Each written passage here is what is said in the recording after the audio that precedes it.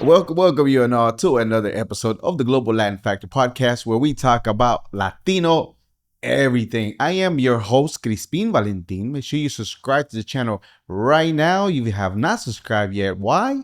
You have nothing to lose and so much to gain. This amazing content, amazing stories. Today we are doing a solo episode, but before we get into today's topic, we want to one of our clips that very well got a lot of attention is the one about Sakyu. And I'm going to go ahead and break down a little bit of the curiosity that you had in regards to the comment asking where it actually comes from and if it's a California thing. So let's answer your quick question.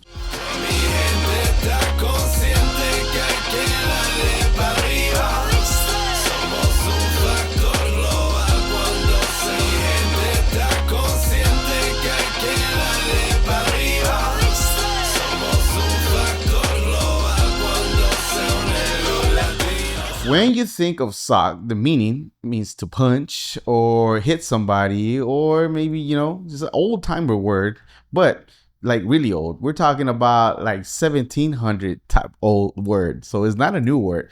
So nobody knows exactly the origin itself, where it came from. Some historians think it's like a play on word, kind of like what we do when we say like bop or smack, something like that. But nobody really pinpoints a date. And it matches, the action of whatever the word is. So, Sakyu. Others trace the word and a version of it back to British slang from the late 1600s, brought over by immigrants, of all people, of course. And so you use sake, guess what? Immigrant. Another word, another phrase people use that people might not know. It's been recorded back in 1866 all the way to the Civil War. Phrases that were already used also a long time ago. Again, that's almost 150 years ago. Even Mark Twain used it in his book in 1889, and the Connecticut Yankee and King Arthur's Court. That word itself, socket, was also used. So again, nobody really knows. People were using it already to argue about wages, even on that book. So can nobody pinpoint exactly what it is? It's not an actual California word. It made more pop culture. Many years later, Aretha Franklin used it on Respect in 1967, and Rowan and Martin Laugh In, the TV show that ran from 1968 to 1963, where socket became a national catchphrase. Everybody was using it from coast to coast. So that's when it kind of sort of made its mainstream appearance. So no, it's not a California thing. I know a lot of California folks use it, and it's more of a old American, honestly, kind of British slang that just got passed on down, and we still kind of use it still to this day. Well, not so many more. Maybe people for the 1900s, not the 2000s, use it more these days. But the word itself, shout out to the people that interacted with the phrase itself, and it's over like 200K views, and it just keeps going. Amazing people were just getting into it. But enough of that. Let's get to today's real topic. Today, we're going to be digging deep dive into something that is very special. We're going to talk about Mexico's UNESCO's World Heritage Sites, because Mexico is not just rich in culture, it's officially recognized by the entire world. And let's get into it. Mexico has 36 UNESCO World Heritage Sites. That's 36 more than any other country in the Americas. 28 of them are in the cultural sites. 6 of them are in the natural one, and 2 are considered both. Mexico isn't just a heavyweight in its history, it's a heavyweight for its landscape too. But before that, let's walk through exactly what does that mean. What does it actually mean to be part of the UNESCO? Is it just like a sticker that you throw in a brochure for tourists? No. UNESCO stands for the United Nations Educational, Scientific, and Cultural Organization. Back in 1972, they created the World Heritage Convention, built on one simple idea. Some places matter to everybody, not just the country they happen to sit on. To make the list, you have to have what's called the outstanding universal value. In plain terms, this place needs to be exceptional beyond its borders and something that belongs to the entire world, the entire civilization, not just one country. And getting that title isn't just symbolic, it usually comes with real protection, funding for repairs, and expert support. And it's sometimes in case of its risk, but that cuts both ways. The site itself can decline and can be neglected, and the conflicts overall in the environment and damage. UNESCO can move into what's called the list of World Heritage endangered. Mexico actually has one site sitting right there right now currently. The islands and protected areas of the Gulf of California was added because La Vaquita, that's the world's smallest porpoise, is nearly extinct. So this title isn't just a trophy, it's an ongoing promise to protect what's already still standing. Mexico joined the World Heritage Convention in 1984. Its first 6 sites made it into the list in 1987 at the UNESCO's meeting in Paris. And the newest edition came in 2025, just a year ago. UNESCO meeting in Paris, and the newest edition came in 2025, the Wixárika route through a sacred site of the Wixárika, a pilgrimage still practiced today by the Huichol people. So we're talking about things that happened over decades and still to this day is still recognized by Mexico, and things that we already knew about ourselves. Now people are getting to see it. Now let's walk through 5 of the most remarkable ones that Mexico has. Remember, there's 36. Chichen Itza, first stop, the Yucatan Peninsula. Chichen Itza is the ancient Maya city made this list into the UNESCO in 1888, and in 2007 also became one of the newest 7 wonders of the world. At the center of the city stands El Castillo, the temple of Kukulkan, and the pyramid is not just a pretty structure, it's a calendar built out of stone. Each of the stairs is 91 steps, and the platform itself to the top is 365. That's one for every day of the year. Here's the part that gives people chills. Twice a year, during the spring and fall equinox, the setting sun throws a row of shadows down the northern staircase, and they connect to a carved snake head at the bottom for a few minutes. It looks like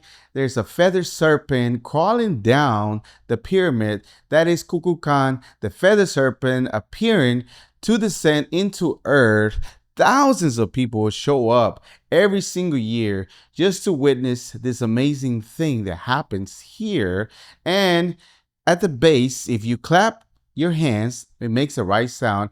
It kind of chirps a little bit, so it sounds like quetzal, which is the bird the Maya considers sacred. So a lot of research think that this was done in purpose. It wasn't like an accident. They actually designed it that way. Researchers say that. You can't climb El Castillo anymore, by the way.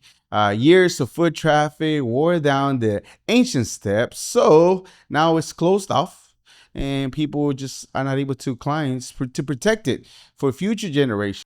The historical center of Mexico City and Xochimilco is next, the heart of the country. The historical center of Mexico paired with Xochimilco both made the list together in 1987. The site is really the story of 2 civilizations stacked on top of each other. Underneath Mexico City's colonial cathedral, the largest one in the continent, remain the city of Tenochtitlan, the Aztec capital, and discovery happened almost by accident back in 1978 when electricians, workers digging into the street, hit a huge an 8-ton stone disc, and it turned out to be a carving of Coyohuatl, the Aztec moon goddess, and it led archaeologists to hit a temple mayor. That's the main temple of the entire Aztec empire, buried in ruins and in the modern city. Then you have Xochimilco. Xochimilco is about 28 kilometers south. It's a network of canals, floating gardens, and chinampas that were hand built by the Aztecs before the Spaniards arrived. These just by itself are just the ruins that still working till this day. They are farmlands used today. Some Mexican cities best chefs still use the produce from these floating gardens, chinampas. And the wild part is that Mexico City itself was built on top of a lake. Many you might not know, the Aztec built the entire city on water connected by these canales in Xochimilco. And once again, the last piece that is still the origin of the water-based world that we have. It's like the water world. Now we move into Tenochtitlan. By the way, I've been there before. Tenochtitlan was added to the list in 1987. Some of the largest pyramids in the world. And something surprising that you might not know is that nobody really knows who actually built the pyramids. Tenochtitlan were there before the Aztecs got there. So the Aztecs found it before they found their city. They were abandoned for centuries. Now we go to Tenochtitlan. It was added to the list in 1987, home of some of the largest pyramids on earth. And here's the part that surprises people every single time. Nobody actually knows who built Tenochtitlan. By the time that the Aztecs found the city, it had already been abandoned for centuries. Teotihuacan, the Aztec word meaning roughly the place where the gods were created. The place where the gods were created. The people who actually built it, we don't know what kind of language they talk, who they were, where they came from, what they spoke. We just know that they had abandoned the pyramids years before. At the center stands the Pyramid of the Sun, the third largest pyramid in the world, built around the year 200, and it stretches 225 meters across and raises 75 meters high. And they build it without any metal tools, without any wheels, without any kind of packed animals. In 1971, an archaeologist found a hidden passage under the pyramid leading down to a cave, and almost like a meteor underground type of thing. For years, people assumed that it was just a natural lava tube. No, it was actually, researchers believe that it led a religious meaning, possibly a doorway to the underworld. Ooh.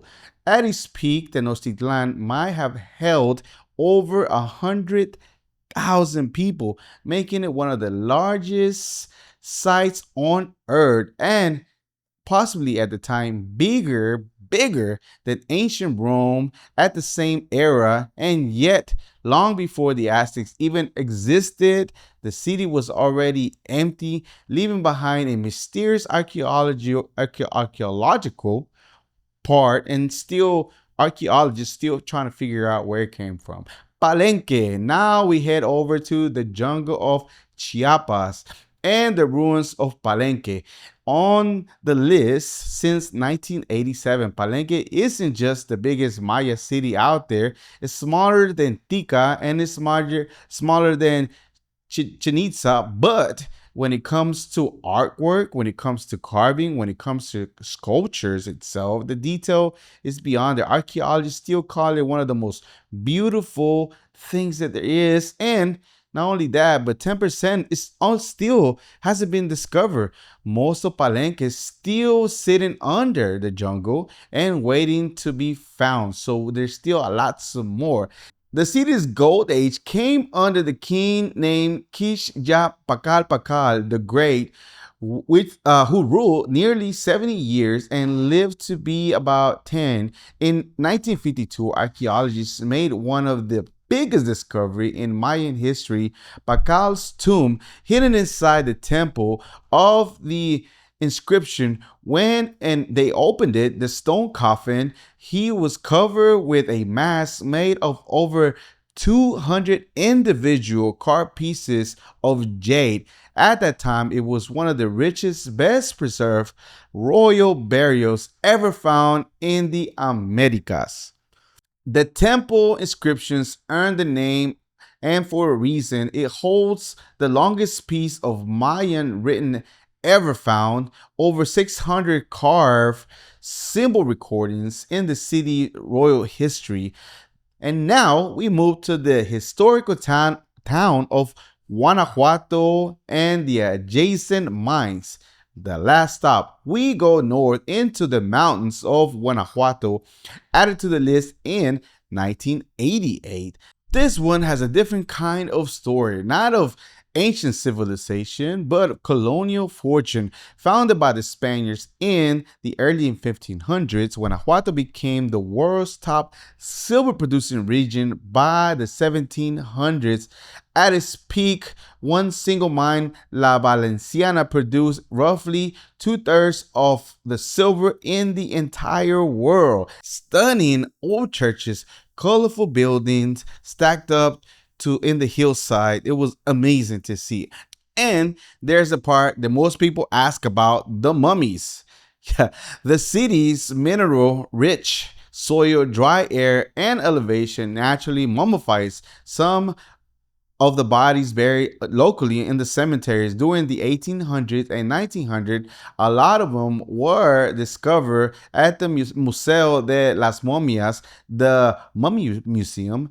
Only about 1 to 100 bodies were mummified naturally, which is exactly what it makes it so unusual that happened.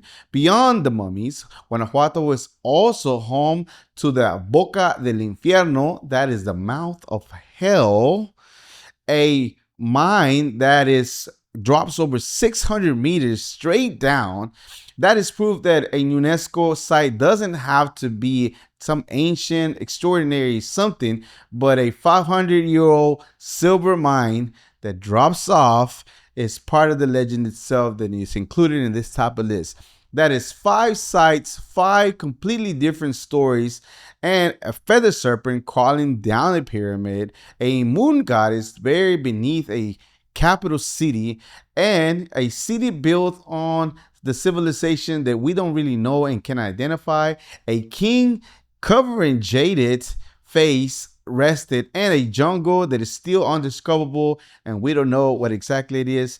And there's so much more, and that's just 5. Remember, there's 36 other ones. Talking about colonial reels, we're talking about monarch butterflies, we're talking about castles, all kinds of different things that we didn't cover because, again, pilgrimage routes, different things that still entails the history of Mexico in itself and how valuable we are in regards to the history and importance of Mexico. And the reason why I wanted to touch up on Mexico is because of the World Cup and how much excitement it was brought to the city, how much people were showcased, highlighted, and the amazing hospitality have that we've been knowing since we were little. At least I've been knowing that for a long time. So it's only homage to pay and talk about some of this, not only the people itself, but the amazing things that you can discover in Mexico. If you decide to take a trip within Mexico City itself, you have amazing things. They're already made in the UNESCO list, and now you know what UNESCO is and what's the importance. It's something that's for the entire world, for us to remember throughout civilization and pass on. This was another episode of the Global Latino Factor Podcast. Remember to subscribe right now. You have nothing to lose, so much to gain. This amazing, truly remarkable solo episodes that we're putting out, bringing you some amazing stories, amazing things that we are continuing to do as a comunidad here in the entire world. Man, what if the podcast where one of these days becomes one of the UNESCO? What? Just kidding. Once again, remember to subscribe to the channel right now if you have not subscribed. Now is the time. The Global Latino Factor. Visit the website. Shop something for yourself, for your loved ones. We have different merchandise. And remember, we are just like you. We are people. We are the spice and flavor in this melting pot that it is the world. Till next time.